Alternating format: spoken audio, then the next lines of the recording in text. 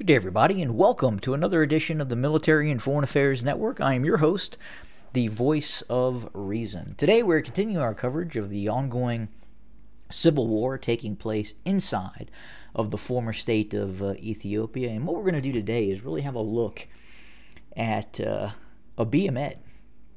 Some people would define him as the Prime Minister of Ethiopia. Others would classify him as a despotic warlord who is starting to emulate many of the traits that you would see from despotic dictators such as Saddam Hussein and Isaias Afwerki in Eritrea. So why are certain individuals and fairly large organizations starting to identify Abiy Ahmed as one of these despotic rulers that you would see in some third world nation states? Well, recently, Abiy Ahmed has, in an open meeting, declared himself as committee chair of the Prosperity Party. Normally, that is done through a process where another group or individuals nominate you in such a way where you take that position. Of course, he nominated himself. We've also seen some fairly recent conversations in speeches by Abiy Ahmed discussing how he is coup-proofing the Ethiopian military. But what he is really saying is how he maintains power. And obviously, there could be some concerns about a possible coup d'état, given the state of the former state of Ethiopia. Again, we're in a much different place in regards to quality of life, what is happening with the economy, and perpetual war that is taking place inside of the former state of Ethiopia. But more importantly, he is instituting power grabs, and he is instituting processes and internal security arrangements that guarantees his hold on power. So, for instance, we have talked about the creation of the Ethiopian Republican Guard. Who else has a Republican Guard? Well, of course, Saddam Hussein obviously had a Republican Guard, a special Republican Guard, and multiple layers of security that assured that the regime would maintain power. More importantly, Saddam Hussein, would maintain power. Bashir al-Assad in Syria, again, Republican Guard maintains that he maintains that grip on power. Those Praetorian Guards that operate parallel and separately from the other armed services, and that's what we're seeing now inside inside of Ethiopia as Abiy Ahmed continues to consolidate more of an authoritarian grip on power. And again, the creation of the Republican Guard, the separation of security services, creating apparatuses if there is a coup d'etat where he can rely on a variety of security services, not just the Republican Guard, but other security services as well, Prosperity Party, militia-type units, and what have you. But again, all that is designed to not coup-proof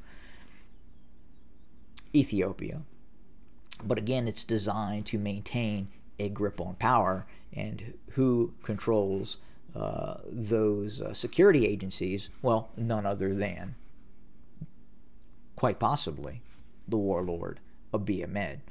Some people would identify him as the prime minister, but again, some of these activities that we are seeing, again, would indicate that Abiy Ahmed, has no intent on stepping down or leaving his grip on control at this point. And again, all signs indicate that he is instituting those same sort of regime security apparatuses that you would see in other despotic states.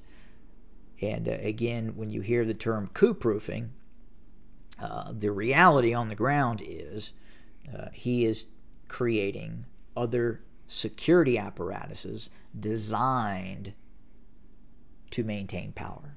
In the Republican Guard, the creation of the Republican Guard, and then the expansion of the Republican Guard, and then obviously the use of the Republican Guard in the ongoing civil war that is taking place inside of the former state of Ethiopia. Again, that indicates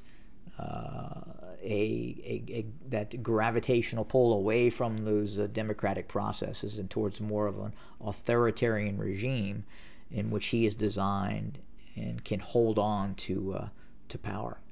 And again, you have to look at not only what he is doing inside of Ethiopia, but who he is starting to associate with. And again, obviously one of his closest allies is one of the most despotic rulers on the planet Earth, Isaias Afwerki. We continue to see Abiy Ahmed get closer to authoritarian regimes such as the People's Republic of China, Vladimir Putin. And again, moving away from the West, going more towards these authoritarian regimes, at the same time implementing a lot of the internal security processes of these authoritarian leaders. And again, it doesn't bode well. Obviously, I believe at this point a lot of supporters of Abiy Ahmed are starting to have second thoughts about what, in fact, they may have supported in putting into power. Because for all intents and purposes, he appears to be ready to maintain his grip on power for many, many decades, and is putting the again, the security agencies in place to control this nation state for many years to come. Whether it's even if there is a general desire by the public at large to have him step down, and we don't believe that he has any intent to peacefully step down at any point in time. So again, I think we are watching right now a country that was moving towards democratic values now reverting back to more of a authoritarian type of regime for some time to come, unfortunately. So we'll continue to watch and of course report on what is happening. And again, we will have more information pertaining to the actual war taking place, the multifaceted war taking place inside of the former state of Ethiopia very soon. Have a good day, everybody.